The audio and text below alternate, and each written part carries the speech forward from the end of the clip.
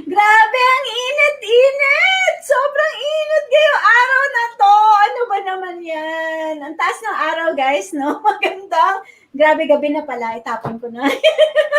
Magandang gabi po sa inyong lahat. Ay, nagulo tuloy ang buho ko. Welcome po sa ating stream ngayon. Excited po ako sa ating magiging episode today. Dahil maraming nag-aabang, napakaganda ng topic natin at napakagaling ng ating mga guests. Wala pa po aking partner na, poging-poging partner na si Warren D. Guzman, pero alam ko po matagal na kayong naghihintay dyan, kaya simulan na natin. Yes, Asian girls, summer is real. Ang init-init talaga today. Okay, if this is your first time, my darling Dinah, thank you po. If this is your first time to visit my channel, please don't forget to follow and subscribe and share with all your kabarangays dahil parang every Saturday, it's like a financial open mic. And I think this is the thing that most people like about this show because they have a chance to really interact with people they only see on TV. But in the case of today, meron tayong YouTube star. So, madalas nyo rin siyang napapanood sa YouTube. Kaya alam ko excited na kayo at hindi ko na patatagalin. But first, let me introduce lang my company. It's my new baby called Empower and Transform. We provide financial education, especially to those who cannot afford it. Karamihan sa inyo excited to have your very own financial advisor, investment advisor. We provide a suite of financial advisory services from people who really have the credibility and the education and the training for it. But also, we provide free financial advice and trainings to those who really need it. Katulad po ng aking guests today, they also have the same heart for financial education. So, if you don't know yet about Empower and Transform, you can read up on it on the web or just keep following this YouTube channel and watch our previous episodes and share them with people you love. It's like your financial I love you. Diba?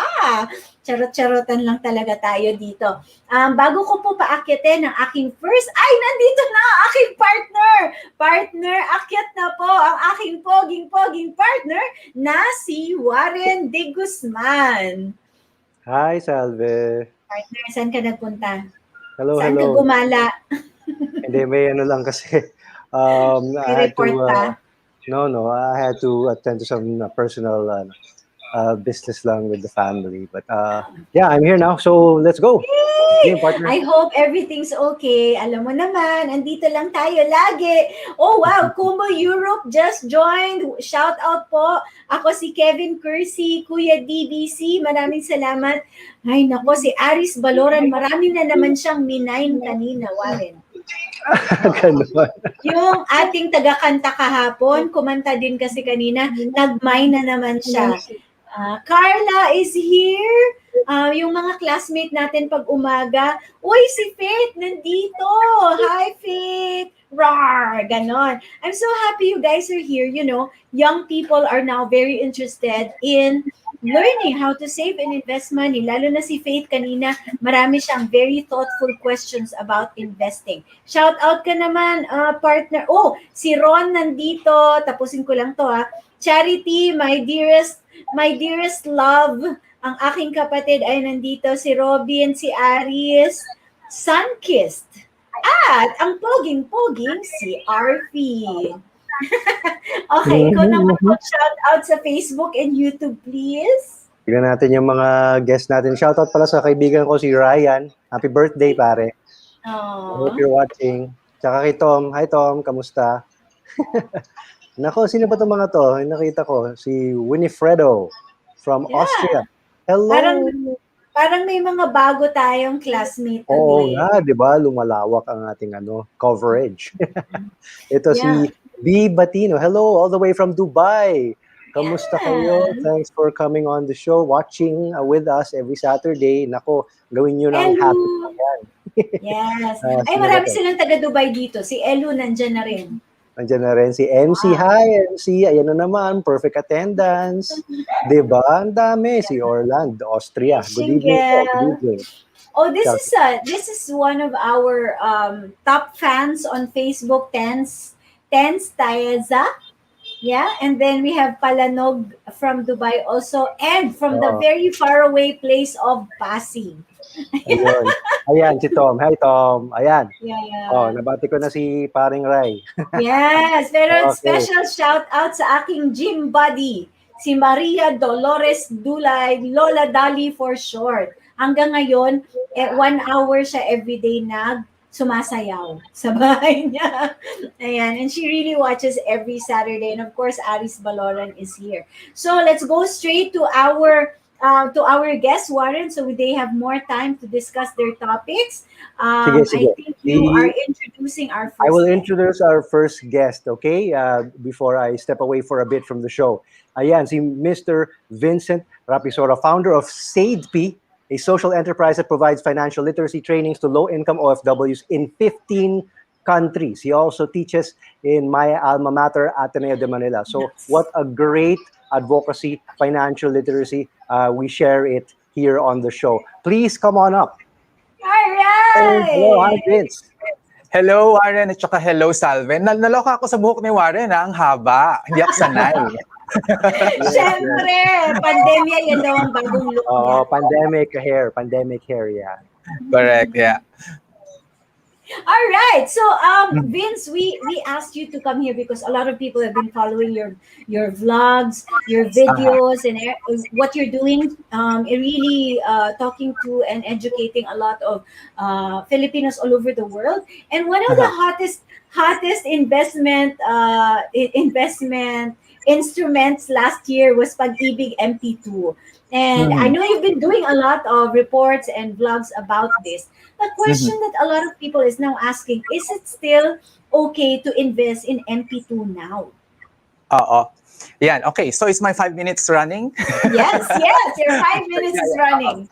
Actually, Salve, the way that I teach financial literacy, tinatry ko talaga siyang ibaba, o hindi ibaba pasimplehin para hindi ma-intimidate ang maraming tao. At nagawa ako ng acronym, and that acronym is, when we invest, dapat ito ay sexy. Yeah. So I love it. Oo, sexy. Unang-una, S is for secure. So, kailangan secure. And for Pag-Ibig MP2, it really has a big, big, big check on that. Kasi 100% guaranteed by the government. Para itong bonds sa totoo lang. Pero ang nag-i-issue ay isang mutual fund company na government-owned. So, kaya gusto ko talaga na, number one ko ang mga paborito kong pinopromote ang Pag-Ibig MP2 because of that, no? And yung E natin sa sexy ay encashable or liquid, di ba? So maganda Type ko na yan. yung pinaglalagyan natin ng pera ay madali nating makukuha or at least yung bang makakatulog ka sa gabi, alam mo na mako-convert siya into into cash. Tapos maganda rin ito dahil alam mo kung kailan siya magmamature, so you can plan accordingly. Tapos nagbigay din ang Pag-Ibig ng emergency situations, na at natanggal ka sa trabaho because of health reasons, namatay, disability, pwede rin yan ma-withdraw. Pero syempre, admittedly, dahil ito ay gobyerno, hindi yan parang bangko na pupunta ka, ATM, mag-withdraw ka, instant may cash, ano? Usually talaga sa Pag-Ibig ay medyo antay-antay tayo ng kaunti, no? In my experience, 2 weeks yung withdrawal time. So, pero on an average, parang naririnig ko ay mga 2 buwan, 3 buwan. So, in that regard, no, na encashable siya, sure na maging cash, pero yung speed as to which mako-convert mo into cash, medyo may kabagalan. So, sa akin, yung Pag-Ibig for that metric ay nasa average siya for me. No, compare mo kasi siya, for example, in another investment na lupa, ganyan. Na kung mahirap maging cash ang lupa, 'di ba? At saka kung emergency mo ito na ibebenta, no, distress selling of asset ang tawag diyan, babaratin ka. Itong sa Pag-Ibig, at least alam mo na yung value ay nandyan pa rin. Okay? So that's E in sexy. Yung susunod naman is my favorite, X, which is X factor, ano? At ang X factor na ibig kong sabihin dyan ay dapat ito ay socially responsible and environment friendly. Kasi yan yung nakakalimutan ng maraming investors, di ba? Puro pera na lang. And look at what it got us, di ba? Kaya ako talaga, hindi dapat profit ang nauuna, no?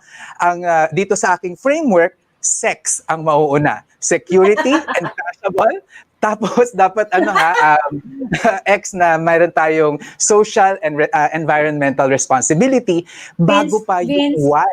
Yes? Vince, sisingit lang ako. Parang hanggang bukas iisipin ko tong pinagsasabi mo. Very effective, di ba? Actually, yan di ba? Para maalala ng mga tao. Wala pang Y. Okay, ano yung Y? Yung Y is yield. Yan pa lang yung profit. So ihuhuli natin siya. Very good, very good. Okay yan. Very Tama Ateneo also, Very may Ateneo impact. also. Uy, hindi naman ganyan Ateneo. Dapat may impact. Very holy. Okay. Akala ko yung sinasabi mo. Ikaw Atenista din yung anak ko Kaya alam ko yung, di ba, man for others. So always, even when you save and invest your money, you must think about the overall impact on the world. So yan yung sinasabi ni Vince. Okay, sa ating mga viewers, bahain nyo na yung comment section ng mga questions ninyo for Vince because he only has a TED Talk type discussion here of 5 minutes. Ang dami nang nag-hello sa'yo, Vince, sa comment section. We will bring him up later on to answer all of your questions. Wag lang po about sex lang. Kailangan may Y din. Kailangan ng Y din. Yung acronym, sexy. Hindi, pero sige, sa Y muna, Vince, very quickly before ka bumaba, ano yung expected mo na dividend yield from Pag-Ibig MP2 this year? Tingin ko hindi yan lalayo sa 6%. I don't think they would also go as high na mataas katulad ng before na mga 8%. Ngayon 6%, tingin ko 6-7% would be still a realistic na na bibigay na dividend. Ang taas pa rin, mataas pa rin kasi yung rates natin nasa record low yung interest rates natin sa BSP di ba? Yes. All right, thank you so much, Vince. We'll bring you up again later. We will, ayan, ang dami na follower of Salve and Vince Rapisura. Ang dami pong nagpa-follow sa inyo. We'll ask now, Yes, introducing now our second guest for tonight. His name is Jun Gomez. He is a value investor and stock trader. 15 years, marami na po itong na-experience na crisis. Ang dami na nitong pinagdaanan. Kaya we will benefit from listening to his experience. He really Oo nga. manages Actually, money. Yeah. Yeah, come to think of it, yung last 15 years napaka-eventful no sa Yeah. stock market. Mm-mm. Grabe, ang dami nangyari. Kaya talagang maganda yung naging experience din ni Sir June dahil ang daming ups and downs, so the highs and the lows, extremes ang nangyari over the last decade and a half. Hi. Ayan si Sir Hi, June. June! Hello! Hi. O, diba? Welcome to our stream. Welcome. Ganun bigla. Okay, Jun, your TED Talks 5 minutes is up. Why did you choose Eagle Cement for your stock spotlight for the week? Okay, so Eagle Cement is the fourth largest cement manufacturing company by sales volume. It's also the fastest or the largest, has a largest, fastest growing market share sa cement industry. And noong 2017, exactly this date, May 29, 2017, nag-IPO siya at 15 pesos. Okay, so Anniversary pala? so income niya that time is 4.1 billion. So noong 2019, ang income niya, increasing siya every year. 2019, the income became 6 billion. Pero yung stock price, okay, so 2020, pandemic, bumagsak income niya, 3.4 billion na lang. So right now, yung first quarter, it's 1.7 billion. So mukhang bumabalik sa 6 billion or more. Pero yung price niya ngayon, nasa 12.60. So isipin mo IPO, 2017, 15 pesos. Now, it's only 12.60. So, pero yung income niya is from 4.1, naging 6 billion na. And then it paid dividends from 23 centavos per share, let's say 2017. Ngayon, this year, it paid 33 cents. So, gumaganda yung performance ng company, pero yung stock price, bumaba. So, I think there's an opportunity. And pag tingin na may balance sheet niya, okay, so yung asset niya, so 51 billion, yung utang niya 11 billion lang. Out of the 51 billion, ang cash doon 13 billion. So kahit bayarin lahat ng liabilities na 11 billion, meron pa siyang 2 billion na extra. So alam mo na hindi siya mababankrupt or magka-close agad, right? So that there's the stability. And then, so you have the 40 billion ang kanyang net book value. So yung total assets pag minus natin sa liabilities. And it's selling for market cap niya ang mga 60 billion. So there. Tapos may growth pa siya. So ang PE niya, let's say umabot sa 6 billion yung income niya for let's say this year or in next year. So 60 billion divided by 6 billion, it's 10 times. So assuming na hindi mag-grow yung income niya, ang ROI mo mga 10 years, 'di ba? PE kasi. So parang 10 years ROI. Pero historically alam natin na grow siya from 4.1 to 6 billion. Right? So alam natin it's gonna be less than 10 years yung ROI, and you get dividends mga 2 to 3% every year while you're waiting. And then it's also owned by same sister company San Miguel Corporation, and we know na marami silang infrastructure project. Oo. Yun talaga yun eh. Yun talaga yun eh. Yun talaga yun. You want na on time, na yung business na on time talaga yung delivery ng supplies, especially cement. Kasi pag na-delay ka, sobrang malaki mawawala sa'yo sa toll fee, sa sa income, right? So that's why they have to create that. I think maganda yung synergy. And also yung net profit margin niya is 100 pesos. For every 100 pesos, net income 30 pesos diretso. So ibig sabihin, after all the expenses, the net profit margin is 30%. And it's not easy to find a company that your net profit margin is about 30% in the It's very PSE. high. Yun actually yung tanong lagi pag when Eagle Cement comes up, yung fact na talagang tied siya sa San Miguel. Ano ba siya? Very dependent lang siya on that one customer. Paano kung naubos na? Although granted nga, San Miguel has so many infrastructure projects. May airport, may toll, ano pa, di ba? Ang ganda nung toll. Ang ganda. Na-try mo ba? Oo, nakita ko na. Ang ganda, grabe. Maganda. Pero yun, over-dependent ba sila sa isang customer na yan? If you look at the competitive factors, let's say yung ibang other cement company, yung net profit margin na 8% lang or less. Minsan, lulugi pa. Pero sila 30%. Kasi ang strategy nila, they made it a point na yung manufacturing, yung packaging, magkakalapit. Let's say, nasa Bulacan yung mine, yung manufacturing. So malapit din yung mine nila. And then they're expanding sa Cebu kasi malapit din yung mine dun sa Cebu. So they're making a plant there. So nandun sa efficiency. Kasi when you make a house naman, hindi mo naman tatanong, anong semento ginamit nyo dito, di ba? So, pag sa cement, it's not about really that branding. Although medyo meron effect yun, pero mostly, you want efficiency, cost effectiveness. So, yun yung mga kailangan mong bantayan. So, you have to be very, very conscious ng cost. As ang risk dito is, syempre, yung construction on-off. So, pag slow down din yung cement. And then, you have the importations ng mga cement sa Vietnam. Ngayon, government. So, Oo. Oo, so malakas din yung effect nun sa yun yung competition natin actually. Competition is more the importation, yun That's yung right. Mura kasi. and yung stock liquid so it means Yes, oo. yun yung isa sa mga issue. So let's say you want to put like maraming amount, hindi mo pwedeng ilagay, right? But I choose this kasi it's an easy example. Parang I want to show you na yung balance sheet niya mabilis i-analyze, yung income statement, it's not that hard to analyze this company. And parang gusto ko bigay sa tao na parang kaya niyo i-analyze to, it's not that hard to analyze. And then, exacto pa, May 29, IPO niya 4 years ago. So, Yeah. Okay. That's good. That's good. It's also another one of those stocks na super grabe yung demographic story niya. Because nga the Philippines is a very young population na dumadami yung working age and they will be buying a lot of homes because ang laki ng backlog natin sa construction. Not just infrastructure projects pero bahay, di ba? Housing. Housing, grabe, ang laki ng demand. Like there are billions and billions of houses na backlog. So, Yeah, actually, Pag-Ibig Mp2 is also a play on housing. Kasi that's how Pag-Ibig is going to give you back your returns, your yield, di ba? They're loaning out money to people who want to have homes. So it's also a play on housing. okay, there's a quick question lang before we go to the live Q&A because this is very June Gomez. Carla from Kumu, I'm so proud of my Kumu followers and viewers. Their questions are really very thoughtful.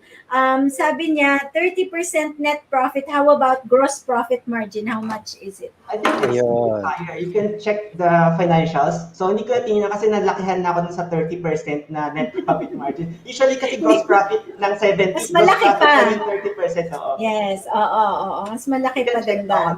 You can check actually sa edge.psc.com.ph. That's right. Okay. Wala to sa acquisition list ko pero from now on, ito, maganda tanong. Eagle or San Miguel?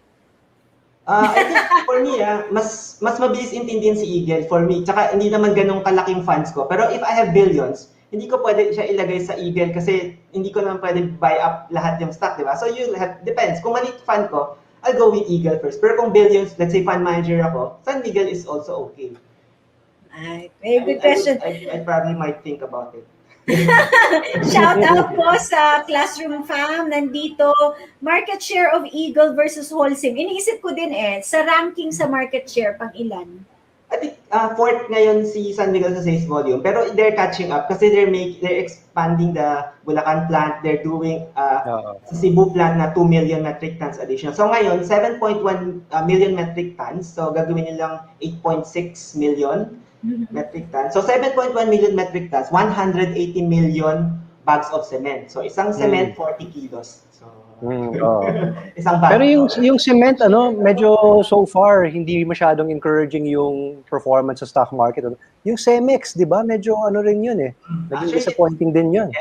Yes. If you look at makikita mo talagang disparity. If you, like side by side, which ginagawa ni Benjamin Graham before, lahat ng company na same industry, side by side, just makikita sino ba yung nangunguna, sino ba yung hindi. So, if you have time and you like numbers and you like looking analysis, pwede nyo gawin yun. So, medyo kasi, yung ibang foreign brand, I think they have to pay a certain royalty fee, parang royalty fee to the mother company. So, doon pa lang, nababawasan yung pa lang, lugi na. Parang franchise fee.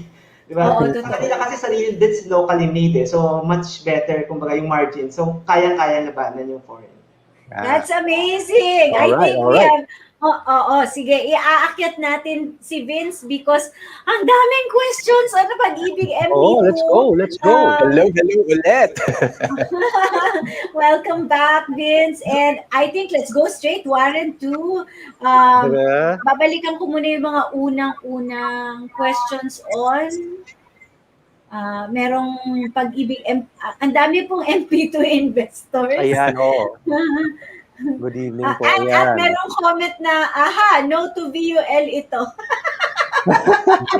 No, talaga yan. Unahan ko na, unahan ko na. Dapat pala nilagay ko yan. Ayan. Okay. Ako, June, ikaw ba? Hindi, simulan natin. June, VUL, ganito or ganito? Depends yan kung you have time na mag-discipline ka. Kasi marami akong kilala, walang discipline. So, hindi talaga sila nakaka-invest. So, I think some, you can put some. I have some. Okay? Let's say I have a small amount and then I also have investments. Yan, Yung okay. small amount, Si ba yun yung Vince, just in case lang? Just in case.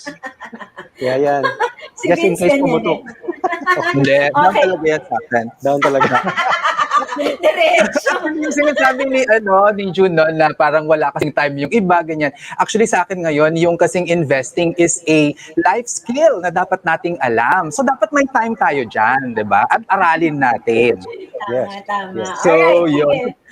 Baka mapunta tayo sa BUL episode pa. Babalik nga kita para sa BUL, makipag-away tayo. Joke lang.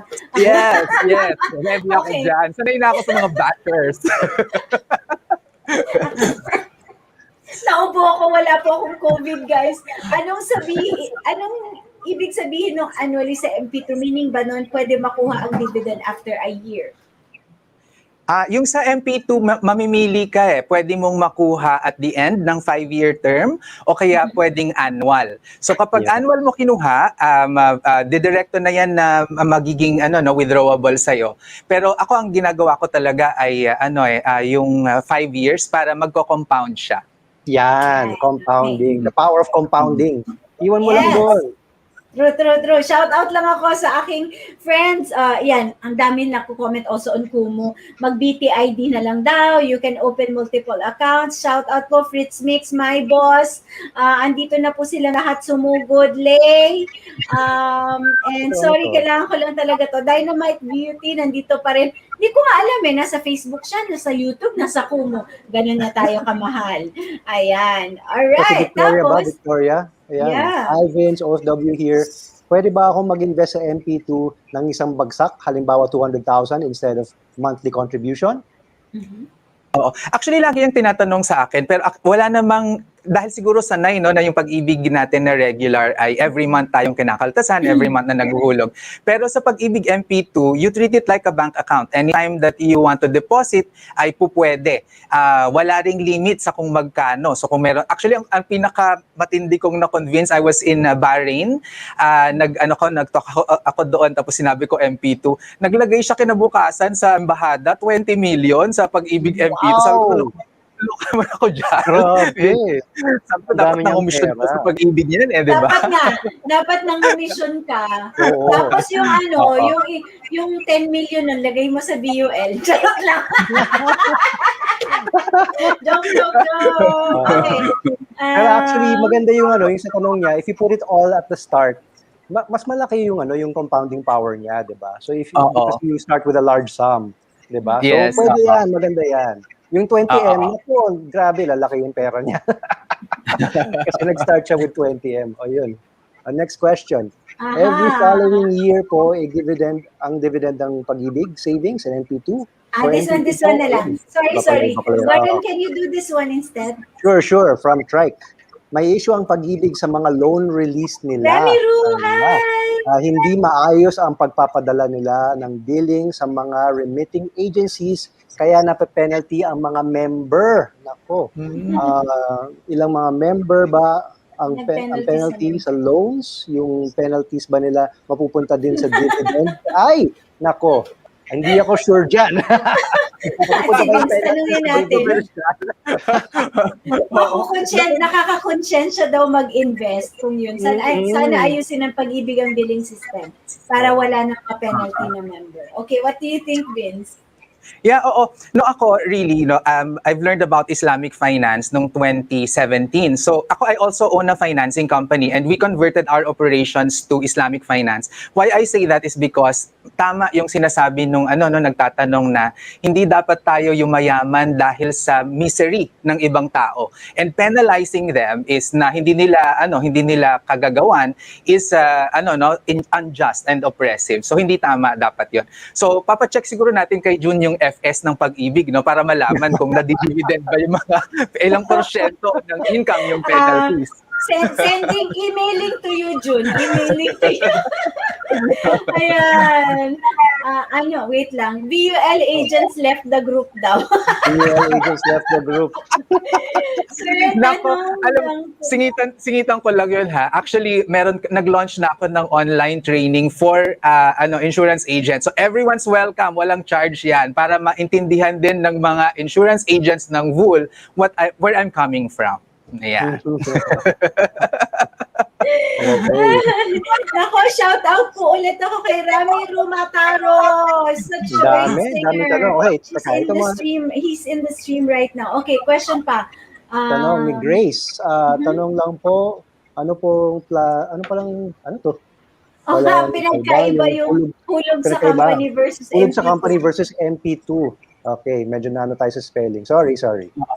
Yung sa company, yan ay required by law, no? Na kailangan ay naghuhulog yung kumpanya for your contribution at meron ka ring counterpart. Kaya tig 100 pesos kayo niyan eh. Yan yung regular. Pwede mong i-increase yon on your own pero hindi na yan tatapatan ng employer mo.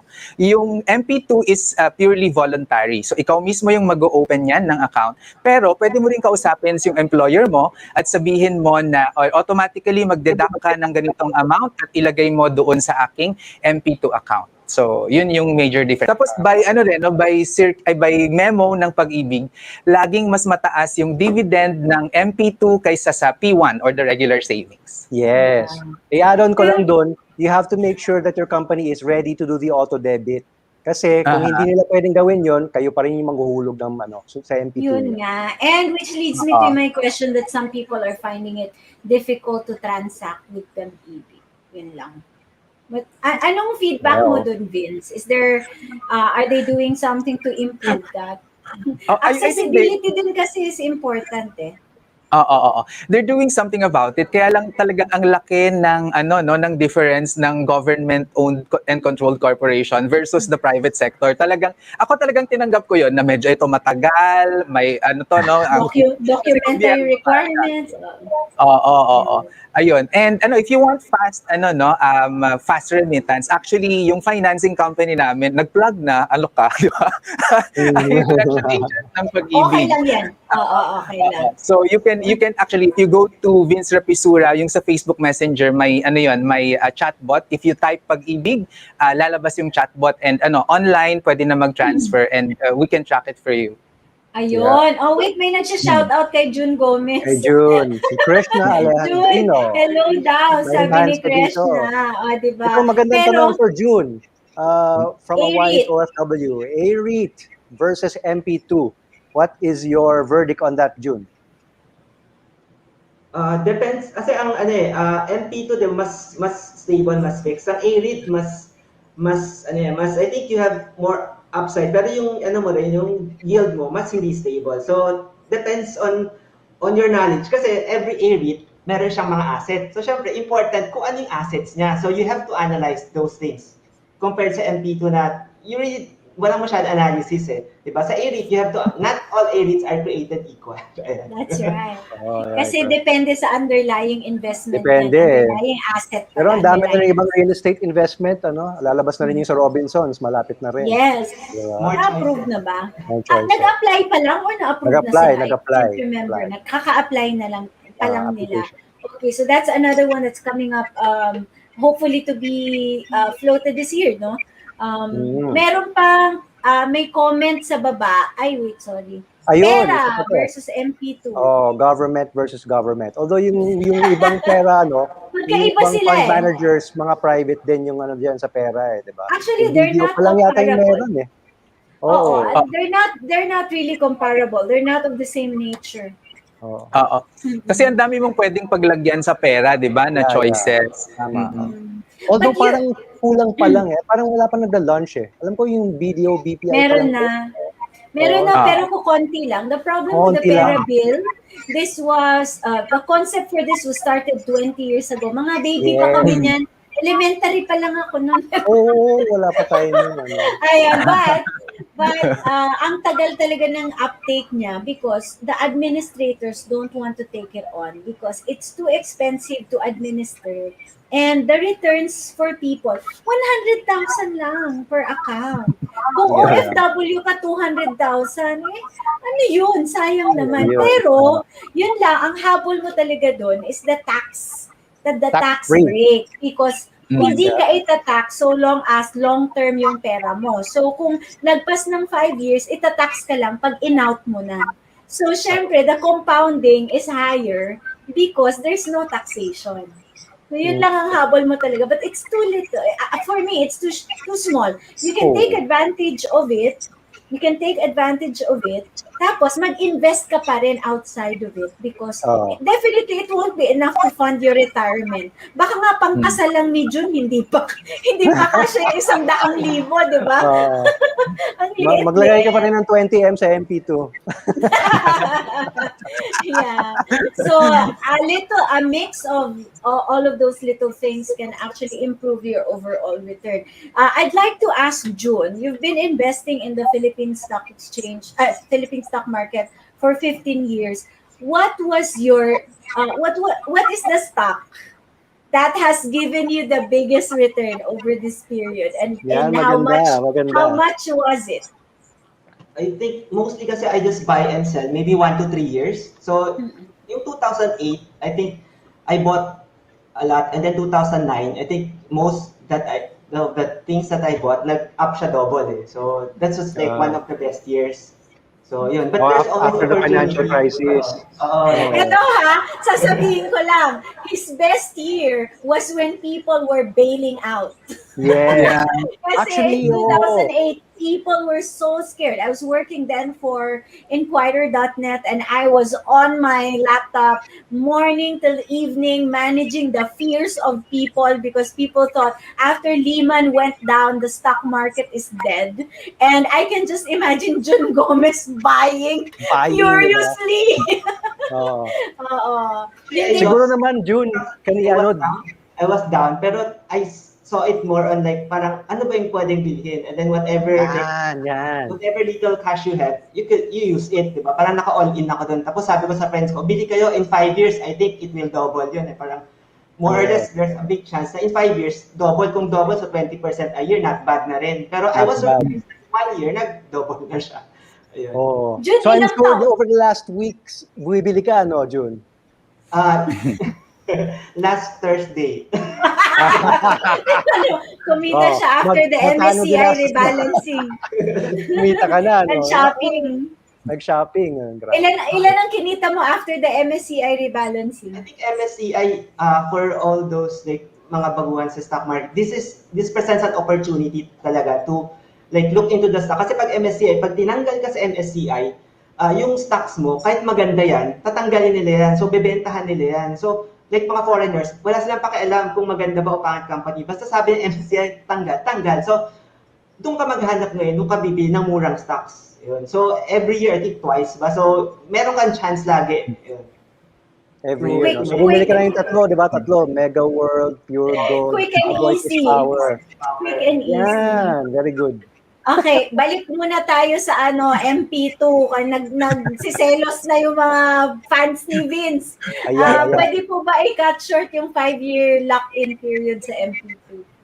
Pwede siya, pero in certain cases lang, no? Gaya ng sinabi ko kanina, pag namatay ka, yan, pwede. Disability, insanity, and separation from work due to health reasons. Yan yung mga reasons kung pwede kang i-cut yung 5 years. Pero bawas yung return nun, ano? Bawas yun. Kung ano yung na-earn mo for that period, ma-earn mo pa rin. I think wala siyang bawas. Wala siyang penalty for pre-termination. Walang penalty. Yeah. Vince, June, and Warren, may phone-in question ako. Pwede daw ba i-cut short yung lock-in period Pag-Ibig? Walang MP2. Pag-Ibig lang. Pag-Ibig lang. Nako. Ito, Salvi talaga, mahilig ka mag-post na. Pero syempre, doon natatawa yung mga viewers natin eh. Mga hindi mo magawa sa On The Money. Ako, susunod na yung hirit ni Aris. Anong hirit ni Aris doon? Aris, gising ka pa ba, Aris? Okay. Pag nag-withdraw daw po ba may tax, sabi ni Grace? Sa Ayan. MP2? Sa Oh, wala. MP2. Walang tax. Early withdrawal or ano, no, at the end of the term, tax-free talaga yung Pag-Ibig MP2. Or baka ang tanong niya na to para sa ano, para sa pera bill. Opo, pag nag-withdraw, ay hindi, pag nag-withdraw kayo before the 5-year period, you're considered a short-term investor. So mawawala yung tax benefit ninyo from the pera bill. But if you withdraw beyond 5 years, especially if retiree ka na, wala na talaga siyang tax. Pwede daw po bang joint account Joint account ang MP2. or at saka ilan ang limit Ilan ng ang limit? MP2 account? Okay. Limit ng MP2 accounts, wala. Ako, ang ginagawa ko ay nagbubukas ako every year ng panibago para every year ay meron akong free, may na-free up na liquidity for me. Joint account, hindi din yata pwede kasi, oo nga, no? Pero hindi ko pa nasusubukan, pero alam ko hindi allowed. Kasi Grabe. siguro attached ka Pag-Ibig Grabe, member Lord. eh. No? Oo. Kasi But pwede diba, yan, napaisip tuloy ako kung pwede kasi naku yung jowa ko, dapat na kami, joint na dyan, di ba? baka biglang Malakas MP2 mag-may-may. yun eh. Guys, feeling ko biglang maraming magmamine dito kay Vince. Mine daw. Ay, hindi.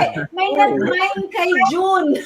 Ayun, nako Jun, yari ka dyan. Single pa si June. Wala pang jowa. Ay, baka meron. Patay ako sa jowa mo. Ayan. Answer the question, June. Meron ba o wala? Ayan, June, pakisagot. Meron ka na ba jowa o wala? Yan ang banner natin bukas.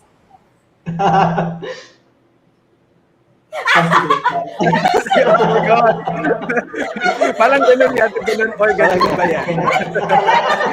Ganun. I forgot. Wait lang guys, nakalimutan ko na naman yung thumb game. So very quickly before we end the stream, thumb game for tonight. Ayan, no, tingnan mo na wala ko sa isip ko na masyado ako na-excite. So again, for everybody who's, if this is your first time, we have a thumb game. I will just rattle off investment ideas and our guest and my pogging co-host will do this if they like it. We'll do this if they don't like it. And we'll do this if it says, meh, ganon. Not exciting, pero hindi naman bad. Okay, sige. Or kung super bad, you can just say so. Okay? Guys, ready na ba kayo? Ready na? Okay. All right. First, cryptocurrency. All right. Condo investments. Si Jun sumasayaw pa. Depende kasi sa price mo binili. After pandemic, Okay. mahirap yan. Mahirap yan. Kailan ka bumili? Depende daw sa saan ka price. bumili? Ayan, yan. Oo nga, location is also important. Okay, REITs. Okay lang.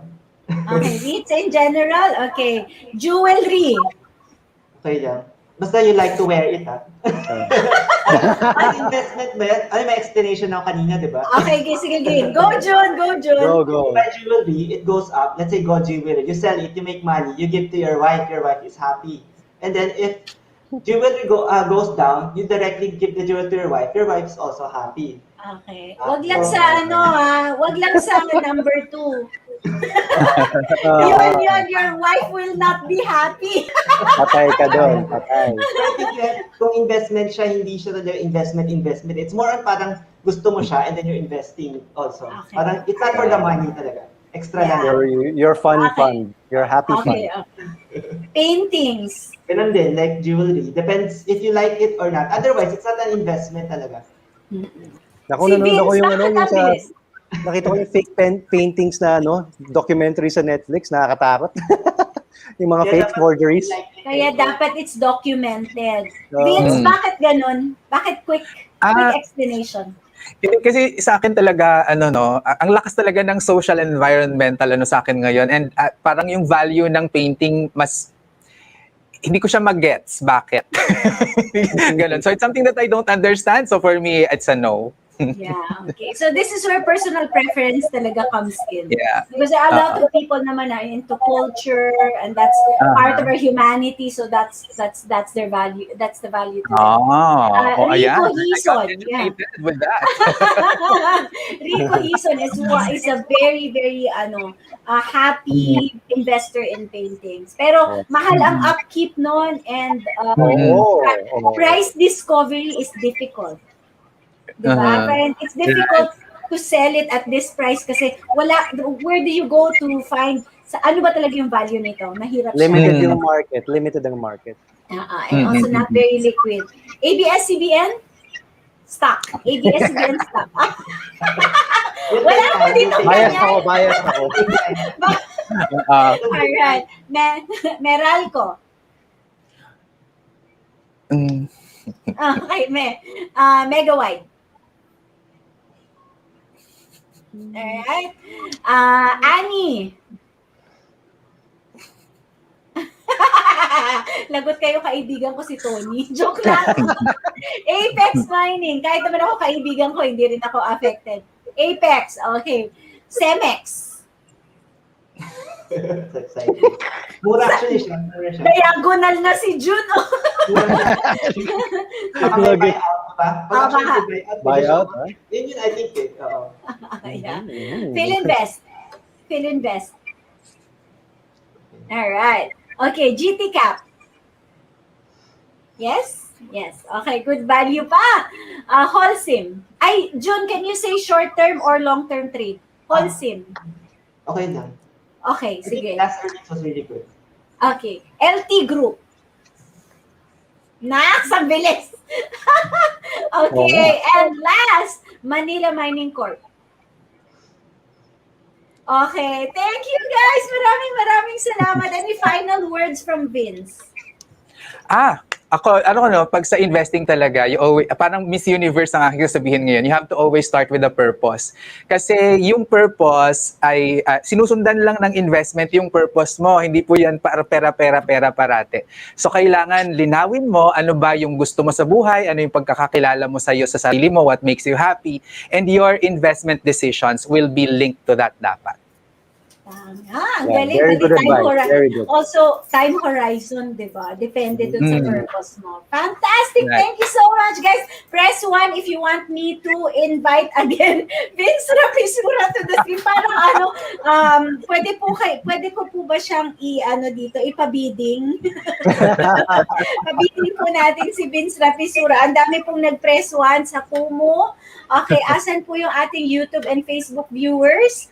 Dami ring followers ni Vince talaga. Actually, ang dami pa rin mga tanong eh. My goodness. Dami pa. We always have, may hashtag pa si Ishigan. I am learning. Okay. Ano tawag nito? We're always bitten, but that's how we decide it. Leave them wanting for more. My final words pa si June. June Gomez, final words please. Okay, so when you invest, like pag nagsabi ka, I invest in the stock market, I invested in this company, always know the numbers. Pag tinanong ko, ilan yung dividend yield mo, ilan yung PE mo, yung earnings mo, and then hindi na masagot. So I think, nalilimutan ng tao na you don't just invest dahil okay yung company, you look at the price and the value. So that's the very, very important in investing, which most people forget. Ay, nako, spoken like a true Benjamin Graham follower. Part 2, please, guys. Pwede daw ba part 2, please daw, sabi ni Jonah. Of course. Ulitin pa. Yay! Ang dami, binabaha tayo ng number 1. I've never had bad experience. Ano daw? Okay. Sige, alright. Final words, partner Warren. Okay, like I always say, I want to thank our guests, June and Vince. It's always great to listen to other people in the finance business kasi ang advocacy natin is personal finance and financial literacy and financial inclusion. So if you want to learn more about investing, reach out to the professionals. There are a lot of people like June and Vince out there, and of course myself and Salve who want to help you out. If you want to learn more, don't forget, you can also learn on your own. Join RFP. We have a link here somewhere there in the details, just downstairs. You'll click on the link. There are courses that you can take. Yung next course ng RFP, it starts this June na. Okay, so check it out. Invest in yourself. Learn more about how to invest in stocks, in real estate, in bonds, in other investments like MP2. Ang daming pwedeng nyong gawin para kumita at para gumanda ang buhay nyo. Thank you so much, partner Warren. In closing, let me just parang encourage everybody. Your time is also your asset, and you spend it a lot of time on social media, no? Include naman from time to time, download a little financial statement of a company here and there, or watch videos like this, Vince's, and ewan ko si Jun kung may YouTube channel na to. Kung wala ka YouTube channel, Jun, dito ka na lang sa amin maki-channel. Ayan, you're very welcome. Vince, anytime you need to promote something, just let us know, June. Our platform is here for you. I think when you say financial literacy, parang ako, I love it when more people get up on screen or on stage, because there are 100 million Filipinos and we definitely cannot educate them on our own. So if you're listening right now and you want to be an advocate, please let us know. If you need financial advice, please let us know. Vince and June, they're here for you, and also Warren. We have another show next week. It will be Rex Mendoza and Cherry Murillo. Watch so that you will be inspired with the story of an overseas Filipino worker who was able to come home on her own terms. Nako, Right? dream yan And ng mga OFWs. pangarap talaga yan. And Pangarap. Rex Mendoza, of course, everybody knows who he is. He will also be talking about investments and how he does it, how he buys his Lamborghini and his Ferrari. Di ba? Okay, and that's because of his investments. He's been a very simple person for as long as I can remember, while he was still in PAMI until he went to, we've been very good friends for a long time. But so you learn more from him. So please subscribe and follow Youth Services. Vince, I hope you can also help us promote the show. And June, of course, hindi naman kami and Vince and I have known each other for a long time. We support each other. And ayan, meron ng want to be an advocate OFW daw, Vince. We will get in touch with you, the Regina. And then please don't forget, on Kumu, we're on at 5:30 p.m.